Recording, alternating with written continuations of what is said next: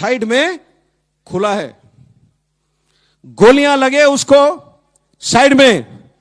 अगर आपने गोली नहीं देखा है आज तक तो मैं आपको बताता हूं, पेंसिल दिखाओ, अपना पेन दो, वेरी गुड। जो गोली का आगे वाला हिस्सा होता है इतना ही होता है और इतना ही पतला होता है। जब गोली लगता है बंदे को और बंदा पड़ा हुआ दिखता है आपको, अगर आप खोजोगे कई बार आपको गोली के निशान नजर नहीं आएंगे। लेकिन प्रॉब्लम क्या है, जब गोली 2 या 3 लगते हैं एक साथ, शरीर से सीधी लाइन में नहीं गुजरते हैं। गुजरता ना तो सीधा चाहिए, लेकिन टेढ़ा मेढ़ा जाता है शरीर के अंदर। अगर आपका किस्मत खराब है, 2 गोली अगर शरीर के अंदर आपके टकराते हैं तो 2 गोली 4 टुकड़े में हो जाएंगे या 6। अगर आपका किस्मत ज्यादा खराब है और उसमें से कोई टुकड़ा आपके किसी हड्डी को लगता है तो हड्डी का भी एक पीस निकल आता है। अब ये 7 या 8 पीस सफर करते हैं शरीर के अंदर से। तो जो 3 छोटे छेद यहां पर होते हैं, जब यहां से निकलता है तो बड़े बॉल के छेद में निकलता है। इसीलिए उसके पेट के अंदर के हिस्से को हमने पॉलिथीन में पैक करके भेजा हेलीकॉप्टर में। सबसे ज्यादा चोट उसको ऊपर आया छाती में। जब पैर में गोली लगा होगा तो वो गिरा है।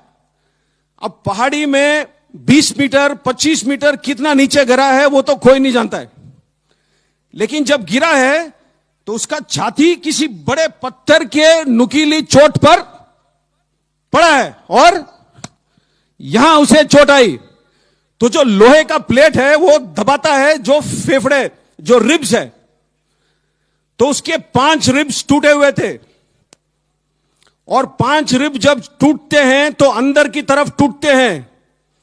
तो उसका जो बाएं वाला फेफड़ा था उसमें 5 जगह पर छेद हो गया और जो लंग था लेफ्ट साइड वाला उसमें बॉडी फ्लूइड और ब्लड पूरा भर गया था। ये उसके चोट थे। जब नर्स ने ये मुझे बयान किया तो मैंने नर्स से सीधा सवाल पूछा, क्या बंदा बचेगा? और जैसे डॉक्टर साहब लोग आमतौर पर होते हैं, ये नर्स ने बोला, सर मैं नहीं जानती हूं। तो हम लोग जो वर्दी पहनते हैं थोड़े, मैं बोला ना, दिल से करते हैं हम काम, दिल से। तो मैंने अपने सोच में मुझे यह लगा कि अगर मैं उससे बात कर सकता हूं 1 सेकेंड, तो हमारे जो 1000 जवान हैं उनका जो मन का शक्ति है, जो दिल का शक्ति है, वो मैं उस तक भेजूं टेलीफोन के थ्रू। मैंने नर्स को पूछा, क्या मैं बात कर सकता हूं उससे? तो उसने बोला कि साहब 6 दिन हुए, इसने आज तक बात नहीं कही है। इसकी आंखें खुले तो है, लेकिन ये क्या सुन सकता है, क्या महसूस कर सकता है, क्या बोल सकता है, मैं नहीं जानती हूं। मैंने फिर भी बोला कि आप फोन का जो हैंडसेट है उसके पास रख सकते हो? तो उसने बोला हां।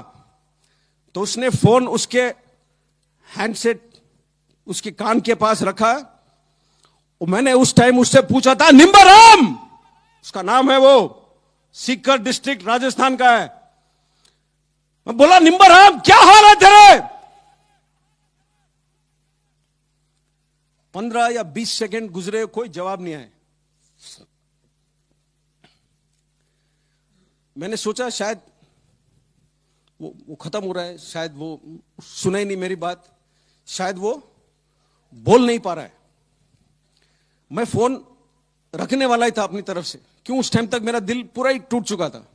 फोन मैं रखने वाला ही था, एक बिल्कुल पतली सी आवाज में जवाब आया।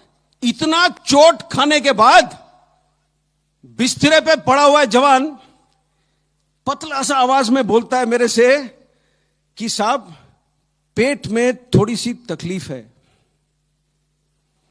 और फिर बाद में बोलता है,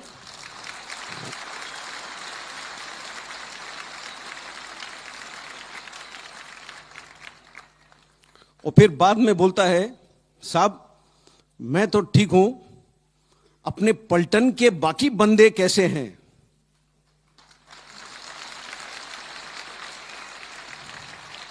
आपको आपको कहानी सुनना है तो कहानी ऐसे सुनो, कहानी सुनाना है तो कहानी ऐसे सुनाओ। जो जवान खुद मृत्यु के दरवाजे पर खड़ा है, वो मृत्यु के आंखों में आंख डाल करके खड़ा है उस वक्त, और वो सिर्फ सोच रहा है अपने टोली में बाकी बंदों के बारे में। यह होता है सेल्फलेसनेस, यह होता है किसी और को त्याग करने का काबिलियत। अगर आज के तारीख पे तिरंगा लहराता है गर्व से हवा में, ऐसे लोगों के वजह से लहराता है। यही वो सांस है जिससे यह देश जीता है, और इसी जवानों के वजह से मैं हमेशा कहता हूं, मुझे 5000 जन्म दे दो, मैं दोबारा यही वर्दी पहनूंगा।